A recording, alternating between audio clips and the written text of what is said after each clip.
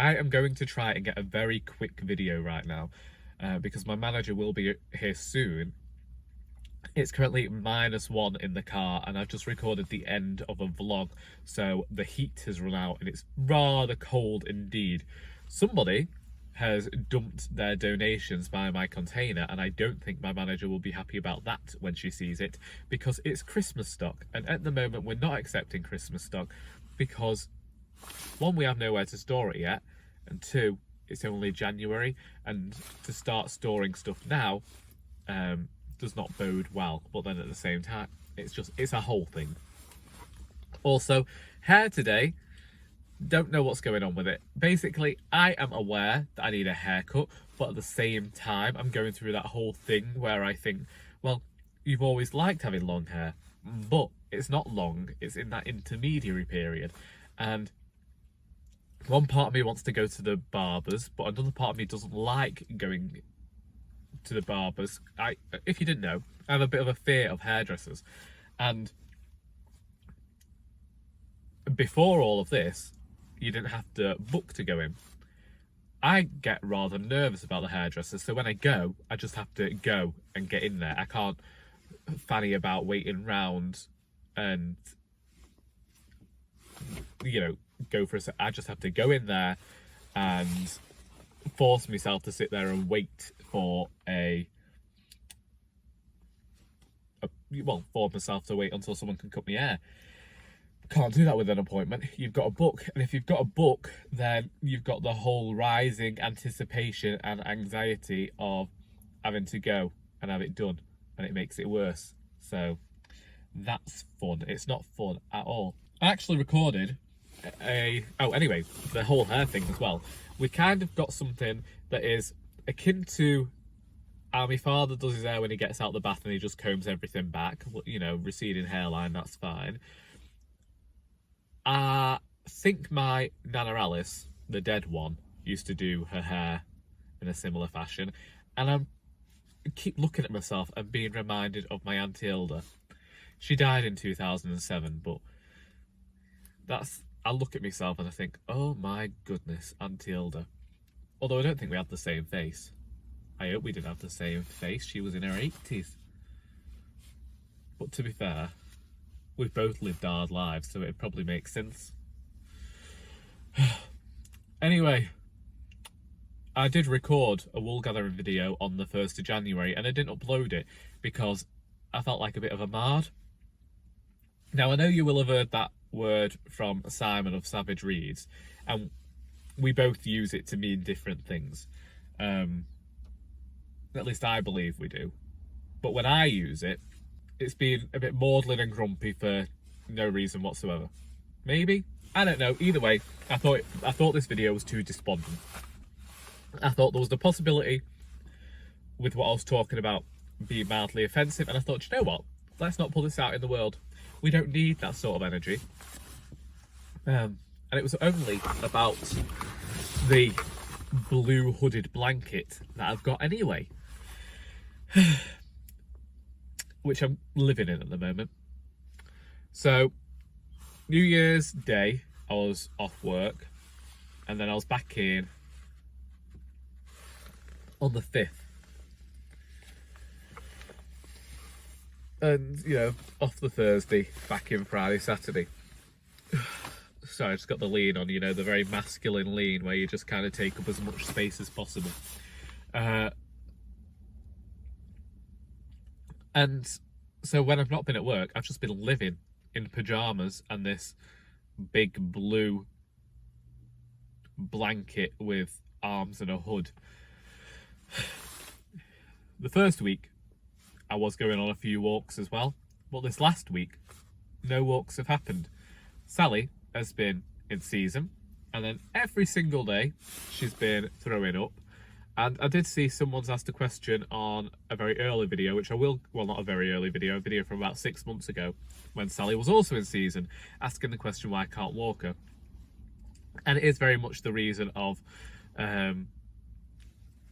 where I walk, a lot of dogs running around off lead, can cause more trouble than it's worth, really. So, you know, we do have a very large back garden. I just have to hope that's the best for this week.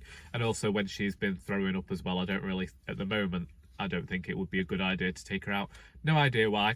I think she's got through the worst of it because yesterday she actually started accepting food. And quite honestly, my mum and brother have been feeding her that many treats that she needed the weight loss, and she's looking much better for that. So it's had its benefits, even if it has led to some worries.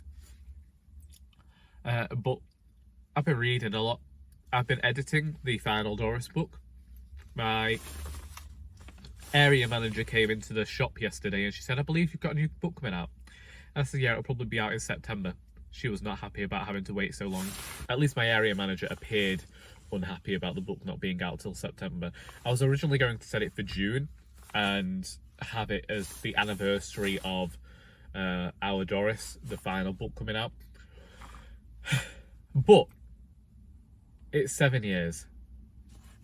And I'm just not sure whether that's something to celebrate. Is it 7 years? 2015, 17, 19. My Christ, it's 3 years. 3 years you've been without a Doris book. I am sorry. In my defence, it is like a bumper version. I did reveal the cover on Instagram. I'll share an image here. I think I need it to do a tiny bit of work. I'm not sure I like the fog, how it's worked, how it's appearing. But the thing is, sometimes how stuff appears on the screen isn't how it's going to appear on the book. So I want to wait and see how it ends up looking when it's printed. So yeah, and then other than that, like I say, I've been reading and I haven't really watched any films apart from Doctor Strange with my mother, and that was nearly a fortnight ago. And I thought we'd get into this rhythm of watching stuff regularly, but my dad's been at home more than usual, so I've not been able to connect my computer to the television and watch something on there. And also, because I've been reading so much, I've not really felt like putting something on and missing the opportunity to read. It's a weird one. I think I'm only in the mood to read because, for me, January is the quiet month, and because everyone talks about sadness, and there's been so much horrible stuff about this country in the news, and so many anxieties and worries in just the first 2 weeks of the year, that I thought, you know what? I am just going to hide into fiction for a while. I have been watching One Foot in the Grave, though. Never watched it the first time round. Well, frankly, the first time round, I wasn't born until about series 3 or 4, so I guess I couldn't really watch it then. So I'm watching it now, and Victor Meldrew is a grumpy old man who, when I used to try and watch this show, I didn't get on with, but now I'm older, I kind of agree with him, and I can't believe that I've turned into him. I don't think I am as argumentative in public as him, but I have had customers tell me before that, you know, they've asked for the other ones. I don't mind. I don't mind being seen as the grumpy, standoffish one, because that means that you can see me as a grumpy, standoffish one, and I can say no more when you ask for a discount.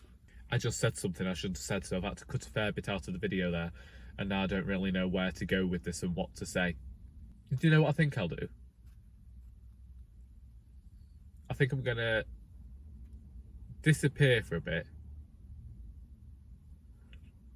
and then maybe catch up with you tomorrow, because I can guarantee people are going to arrive in about 2 minutes, and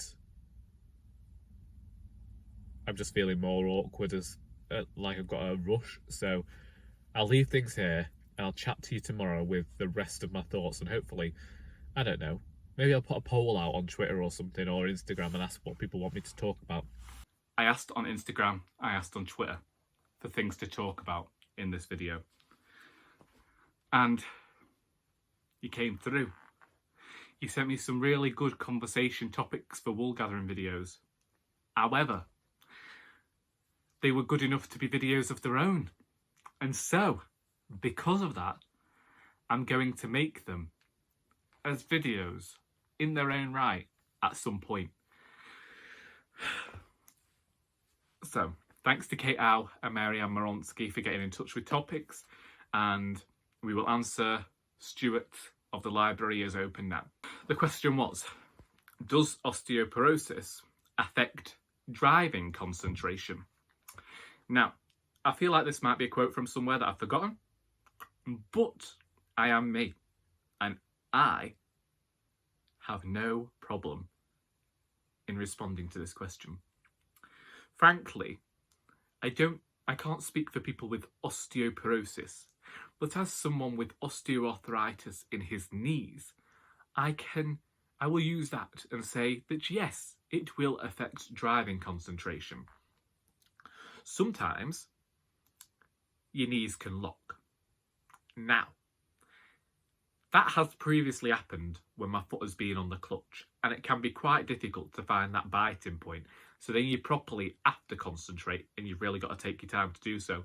Sometimes the pain can be a bit bad, and you end up concentrating on the pain more than the driving. But more often than not, it tends to heighten your focus because you're that concerned about the way the pain might affect your driving. You tend to drive just a bit slower so that you can cope with the pain and also keep very sure of what's going on in the surrounding area. You should always be careful when driving in any case, but if you've got osteoporosis, probably you should try more so. And also, if it's severely bad, because really osteoporosis is the breaking down of bones within your body, maybe take a taxi, public transport. It depends whereabouts with your osteoporosis you are. It depends what benefits you could get from the local government. You might be able to get somebody to drive you or have one of those minibuses paid for you.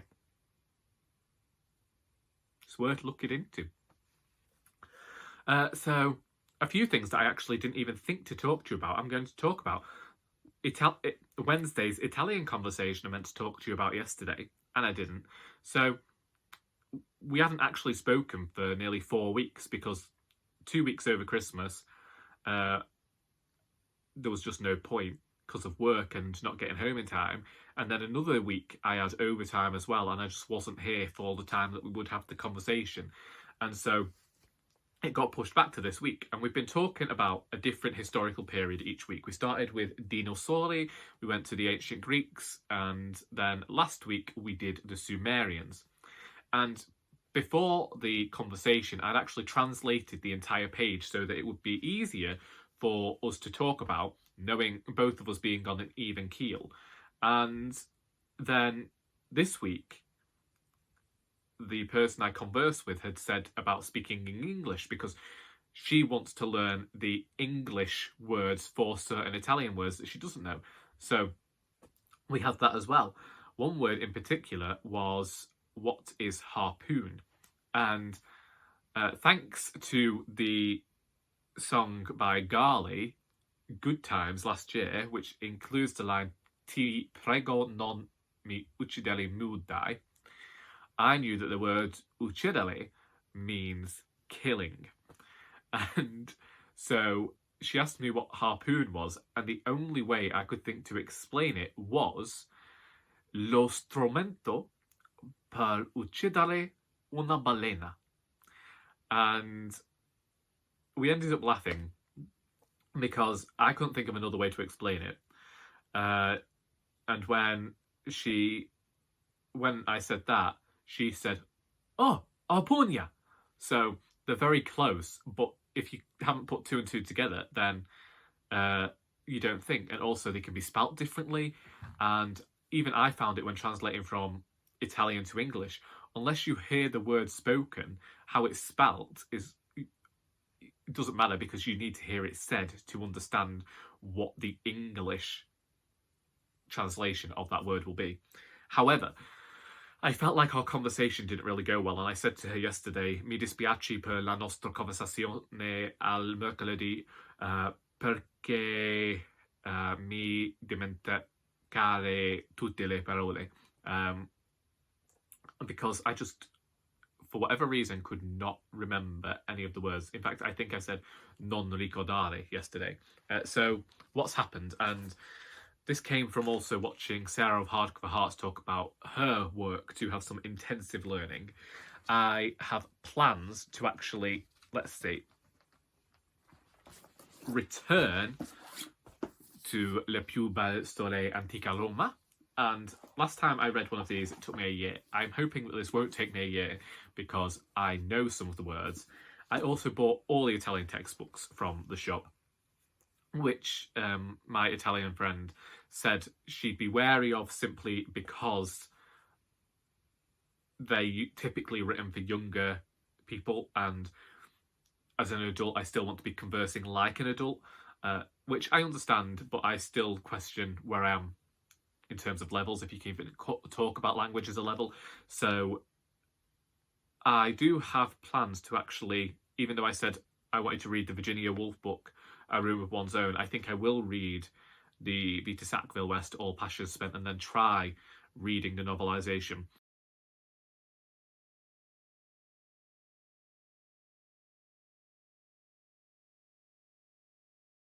I'm aware that it's going to be difficult, but something I have found is reading these sheets of paper that I'm given each week from this Signora,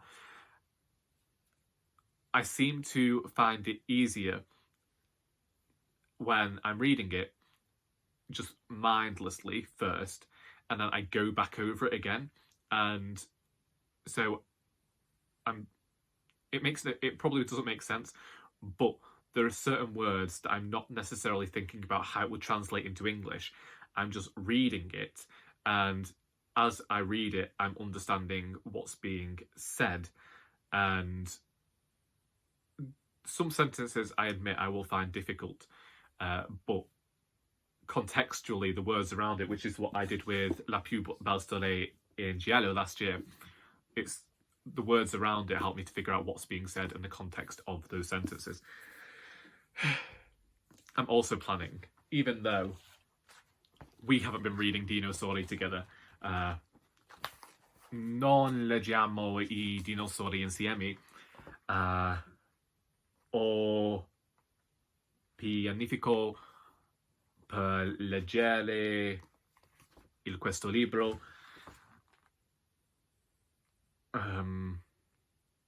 per fare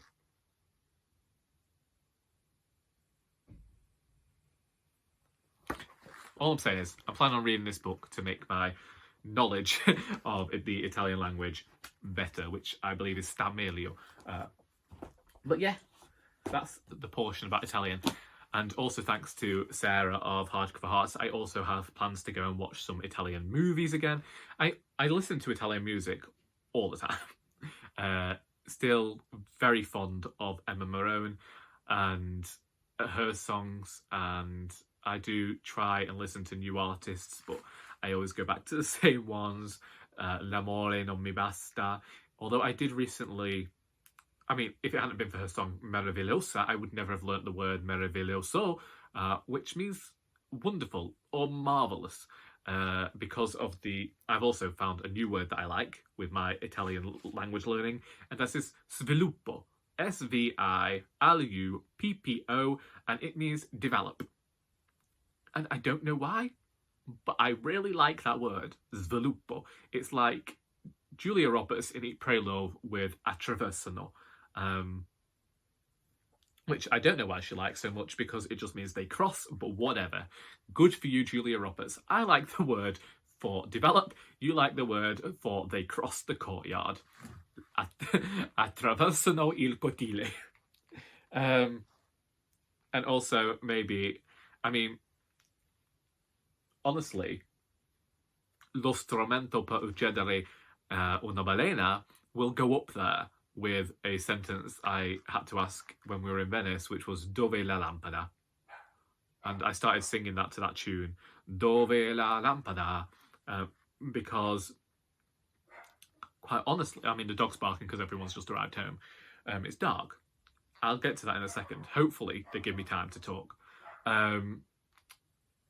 So get to our hotel in Venice all those years ago, 6 years now, and we used the key, but we couldn't find the light switch.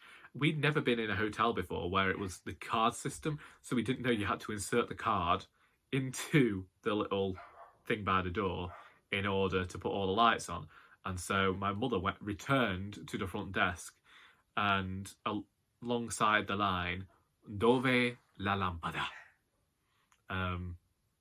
And I sang that through the streets of Venice as we walked to a nearby supermarket because the hotel wasn't serving any food, and we bought lots and lots of wine and proceeded to spend our first night in Venice getting absolutely addled.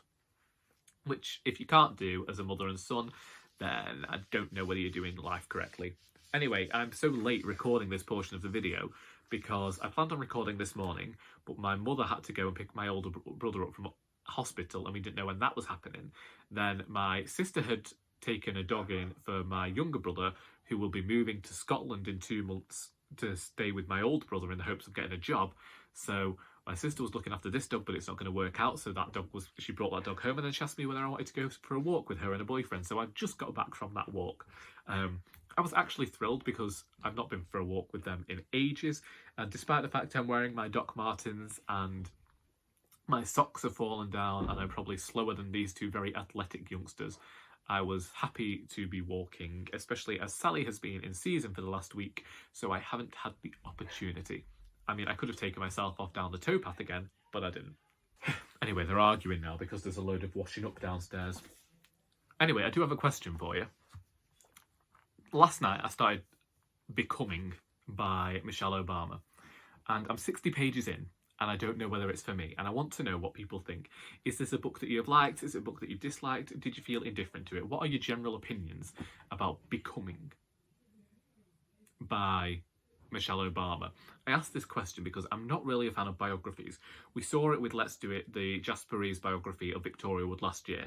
I'm aware that this is autobiography, but it's not necessarily the non-fiction I like. I prefer memoir, and I just don't know, where it's a memoir that's based on a certain event in a person's life. I don't tend to care for these comprehensive short histories of a person's life where it just kind of tells you everything about them and where they are. I like specific moments, and I find there's a certain tone or a certain style here in terms of the writing that I'm just not sure is for me.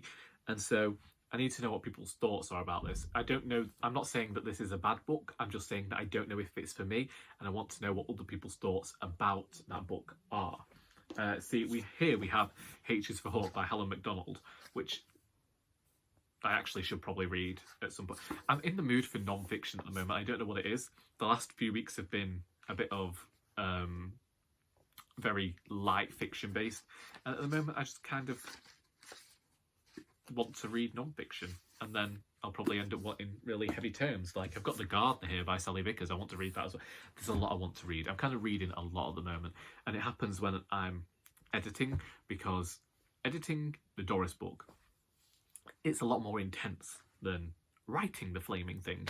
And so when it comes to reading and secreting myself away for a few hours at the end of the day, usually from about 8 till 12, so 4 hours of reading each day, at the best of times, sometimes only 2 or 3, then I'm really appreciative of the reading experience, and I kind of want to keep going. So the last 2 days I haven't really been able to because of work. So I read Joe Shopcott's Of Mutability on Friday, which is a brilliant poetry collection, and last night I read Dreamwork by Mary Oliver. I don't think I'm a fan of this poet. There were certain poems in there that were great, thrilled me, had fantastic sound in that I could notice, but there were also plenty of poems in there that just fell flat for me. I'm very much more a person who appreciates poems. The dog is barking for no other reason than my brother has his dogs outside and she can't play with them. I'm apologetic about this. This is what you get with Jack Russell's. Very, very yappy. Mary Oliver's poems don't really do it for me, but the poet does have her fans, and there were poems in there that I did enjoy, and I would go back and I would reread them. Indeed, I did question whether this would be a collection that would be better at reading the physical tome and being able to make notes on, because I couldn't do this. It was on my phone, and I know I could write the lines down and what have you, but I'm very much about the sound when it comes to poetry and the rhythm, and sometimes these felt more like they could have just been paragraphs of the poet's ideas about life, and I don't much care for that. There are certain types of poetry I like. Again, similar to Michelle Obama, I'm not sure that Mary Oliver was that for me. But still, let me know about Becoming by Michelle Obama and your thoughts about that, and whether you do think it's a book for me. I mean, if you've been following this channel for any length of time, I'm hoping you've got an idea of the sort of things I like. But I do think that I'm going to like H is for Hawk because a friend recommended this to me. The same friend who actually gave me a book called The Snow Goose to read many years ago and asked me to read that. And you'll currently be on a tripod of one of her other books, The Bonfire of the Vanities, that she also told me to read many years ago. And every time she gives me a book, she says to make sure I've read it, and I haven't. She also recommended that I read Romola by George Eliot last year because I want to visit Florence, and she says that a person ought to do that. And I haven't done that either. Full of recommendations. I really do think that I have to end the video here because the family is going to be loud. And I don't think we need to contend with that because we can hear them swearing now, can't we? So I'm going to disappear. I will be making the videos that people suggested. You do not have to worry about that. Do not get offended. They're going to be made at a later date when I can focus on them, when I can give them a think, especially Kate Howe. Kate Howe gave me a very good idea for a video. I was thrilled by it, and I am going to be doing a bit of research, and I will get back to you with that video. And yeah, indeed, Marianne Moronsky sent some great ideas too. And so either this week or the following week, I'm hoping to get some time to actually make them. But for now, I am going to change back into the pyjamas I planned on spending the day in. I am going to have another go at either reading Michelle Obama's Becoming or The Elegance of the Hedgehog by Muriel Barbery, maybe even H is for Hawk, or I'll throw it all out the window and read one of the several books that I have got on my Kindle from NetGalley that I really ought to try and get read. But we'll see. Anyway, it was nice to be back with a Woolgathering video. I'm aware that I've been disappeared for a while. I did record a vlog, but I don't know when that'll see the light of day. I hope that you have got something out of this video besides sheer boredom. As I say, feel free to discuss anything I've mentioned today in the comments, and until next time, that is all.